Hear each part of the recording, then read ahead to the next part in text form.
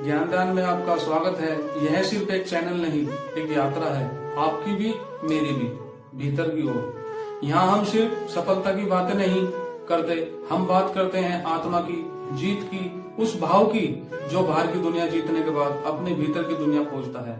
आज की कहानी आपके जीवन की दिशा बदल सकती है अगर आप इसे अंत तक सुनो, क्योंकि यह कहानी बताती है कि जिंदगी में जब तुम रुको, कहना चाहो तब असल में कहना चाहिए और आगे बढ़ो। कहानी एक लकड़हारे की। बहुत समय पहले एक लकड़हारा था। रोज जंगल में जाता, लकड़ी काटता, बस इतना कि उस दिन का भोजन जुटा सके। एक दिन उसे मार्ग में एक महात्मा मिले। लकड़हारे ने कहा, महाराज जीवन कठिन है।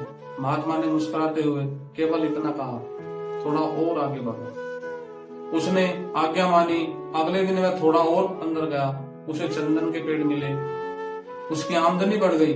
फिर महात्मा से मिला, फिर वही वाक्य, और आगे बढ़ो। अब मिला चांदी, फिर मिला सोना, फिर हीरे की खान। अब वो लकड़हारा अमीर बन चुका था। लेकिन जब वो सब पा चुका था, तब महात्मा ने कहा, अब स्वयं को खोजो। उसने सब छोड़ दिया और उनके चरणों में बैठकर साधना शुरू कर दी, और वही बना उनकी असली विजय। इस कहानी को हम ज्ञानदान के माध्यम से इसलिए साझा कर रहे हैं क्योंकि आज हर इंसान भाग रहा है लेकिन कहीं पहुंच नहीं रहा है। हम सब कुछ पाना चाहते हैं लेकिन स्वयं को भूल जाते हैं। हम याद दिलाते हैं कि असली दान क्या है। ज्ञान दान आत्मा का और परमात्मा की दिशा का। अब आइए आज के युग की सच्ची कहानी सुनाते हैं। रिंकू सिंह राजपूत भदोही उत्तर प्रदेश का एक गरीब परिवार का एक व्यक्ति, एक सज्जन, ईंट भट्टे में काम करता था। कोच ने कहा, थोड़ा और आगे बढ़ो। रिंकू सिंह अमेरिका गया, बेसबॉल खेला, मेहनत की, हार खाई, लेकिन रुका नहीं। फिर एक दिन WWE के रिंग में उतरा और बना भारत का पहला WWE विजेता। नाम वीर महान, लाखों डॉलर कमाई, दुनिया में नाम हुआ। लेकिन उसने वही नहीं रुकना चुना। उसने कहा, अब मैं आत्मा को जीतना चाहता हूँ।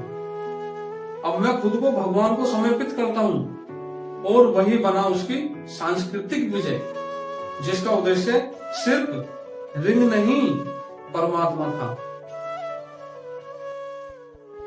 जीवन में अगर तुम मेहनत करते रहोगे तो चंदन, चांदी, सोना, हीरे सब मिल जाएंगे।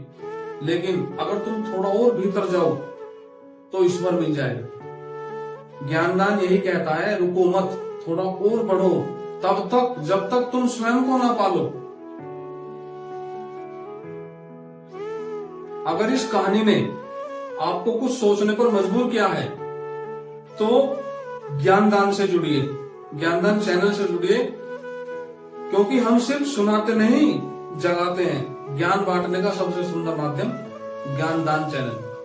रुकना मना है, बस आगे बढ़ो और फिर और आगे, जब तक तुम खुद में परमात्मा को ना पालो। बोलो जय श्री राधे।